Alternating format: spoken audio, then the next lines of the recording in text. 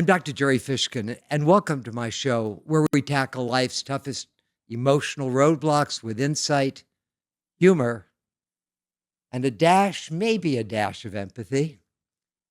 Today, we're talking about something that's very important to me. We're unpacking a topic we can all relate to. And the topic is how to avoid hardening of the emotional arteries. Sounds kind of intense, right? Well, it kind of is, but don't worry. We're going to keep it real, fun, and super practical. So, what exactly is hardening of the emotional arteries, one might ask? Imagine your heart clogged with emotional cholesterol. And what is that? Resentment, fear, and inflexible beliefs. Now, over time, it gets harder to pump kindness, empathy, and openness through your life.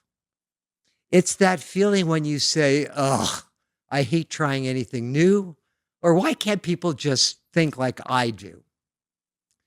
Have you ever met someone who still complains about how coffee used to be 50 cents or gas under $1? Ha, that's a joke. But that's emotional hardening in a cup.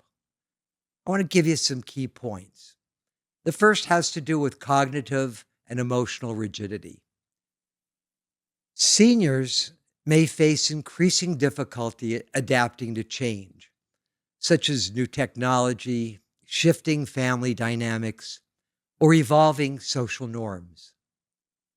This rigidity can manifest in frustration over changes in their community or reluctance to try new activities like digital communication or modern games. So, what happens? Let's start with habitual thinking patterns. Long-standing routines and perspectives can create a comfort zone that feels safe but limits growth. Past traumas can affect this. Loss of a loved one or loss of loved ones or health challenges can reinforce defensive emotional patterns, especially when you're alone. Societal conditioning. Cultural expectations may imply that aging means slowing down or becoming set in one's ways. So, how does emotional hardening show up? Let's break down the signs and the symptoms so you'll be able to recognize in yourself or others any of these. Number one, resistance to change. We've always done it this way. Black and white thinking, and this is a big one. It's my way or the highway. To have a healthy life, we must have gray in our thinking. Now, I have to give a disclaimer. After I finished my script, we got it all ready to go. I looked at this black and white piece and thought, this is one of the most important parts of my presentation. But I just talked about black and white thinking. I didn't describe it. And for most of you, I don't know if you understand or know what black and white thinking is. So I thought I would write something to try to express my thought to help you understand it so that it's not just black and white thinking. And please excuse this, but I'm going to read this to you because I think it's important. And by the way, I didn't have time to get it on the teleprompter. And I call this thinking gray. There was a time when the world felt so clear. Right was right, wrong was wrong, and everything had a place. But life has a way of softening the edges. We've seen people we love make mistakes, and people we barely understood turn out to have the deepest hearts. With each year, we've learned that the world isn't made up of sharp lines. It's made up of shades. That space between the gray isn't a place of confusion. It's a place of wisdom. It's where we begin to see the full story, where empathy takes root, where we stop needing to be certain and start needing to understand. Great thinking doesn't mean we've lost our way. It means we've found a deeper one. We've loved deeply, lost painfully, and watched life unfold in ways we never expected. And with that comes a quiet knowing that people are more than their worst day, more than their choices, more than what meets the eye. Great thinking is the courage to look again, to listen longer, to love without needing a label. It's not softness, it's strength, because it takes a strong heart to hold complexity and still choose compassion. Black and white thinking, it might feel safe, but it can't hold all the beauty, the mess, the truth of a real life. The gray does. And in this session and season of our life, where so much matters more deeply than ever before, choosing the gray might just be the most powerful thing we can do. That's pretty heavy, but I want to continue. So, more factors: over-reliance on routines. I only sit in my seat at bingo. Defensiveness in conversations. You're wrong because, well, I said so. Feeling stuck in certain emotional and psychological patterns, such as recurring bitterness, resentment, or frustration, especially after the loss of a loved one. It's kind of like the person whose only tool is a hammer sees the whole world as a nail head.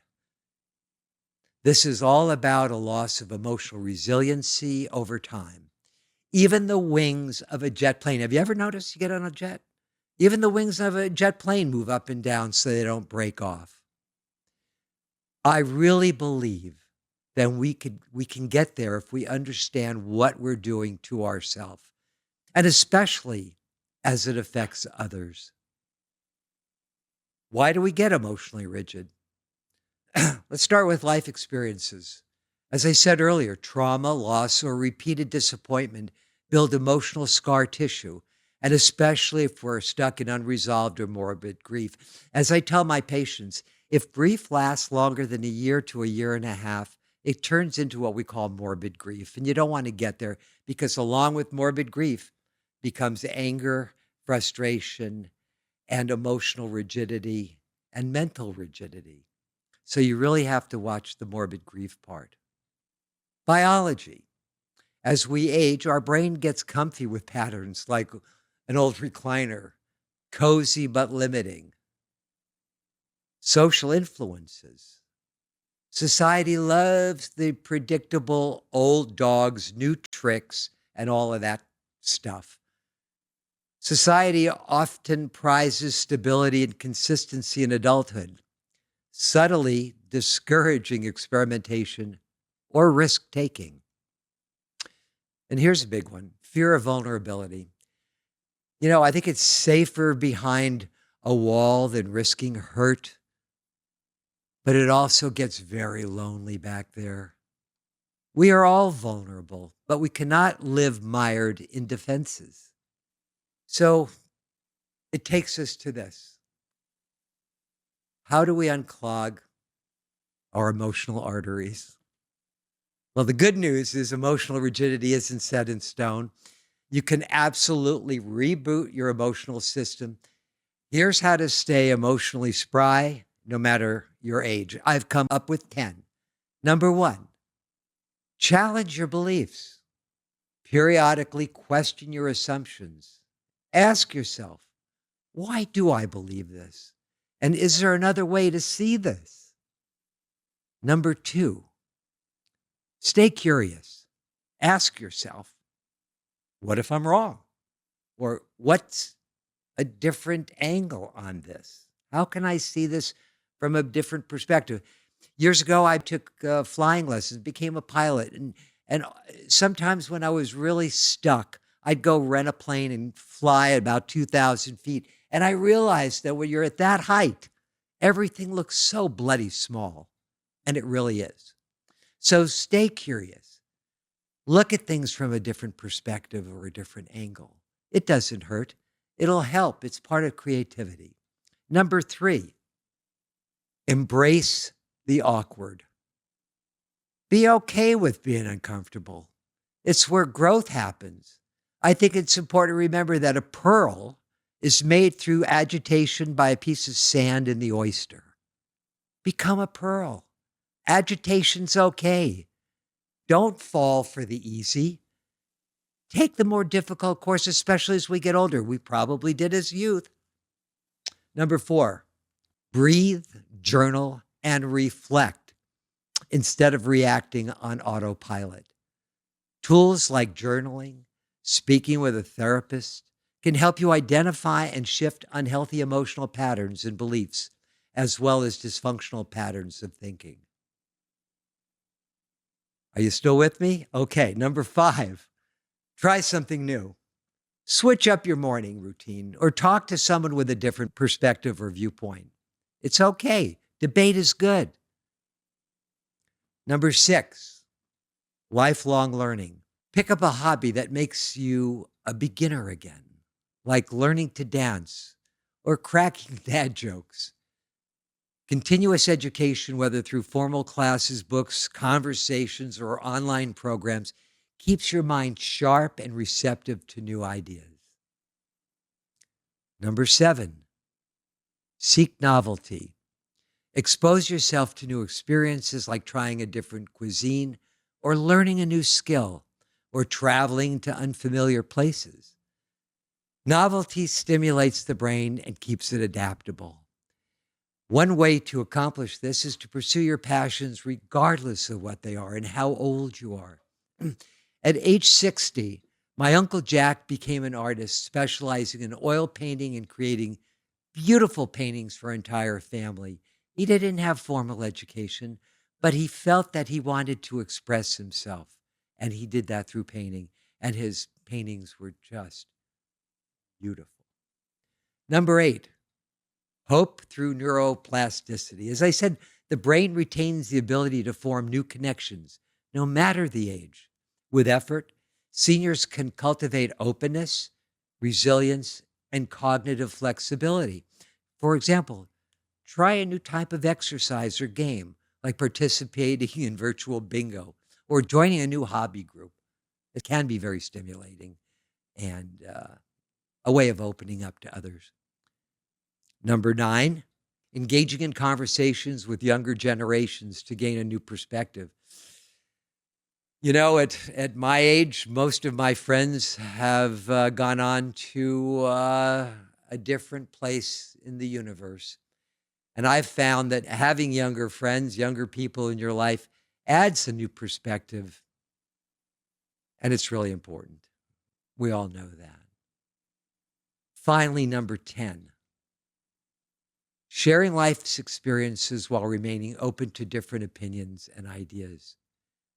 Through communication and sharing, as I see as a therapist, we get to know who we are, maybe in a different way, maybe in a more profound way. So sharing yourself, not being closed up, not withdrawing, not isolating, is very, very important. So, what's the takeaway? Emotional hardening is real, but not inevitable. Stay curious, stay connected, and most importantly, stay human. It's my firm belief that by staying curious, open, and willing to adapt, we can keep our emotional arteries flexible and flowing. Remember, growth is a lifelong process. It's a work in progress. If you've enjoyed today's episode, don't forget to like, subscribe, and share it with your emotionally flexible or inflexible friends. I'd love to hear your stories. You can hit me up at Dr. Gerry at drgerryfishkin.com. So until next time, I'm Dr. Gerry Fishkin, wishing you success in opening up and keeping your emotional arteries flowing. And thank you. Thank you for joining me on this journey.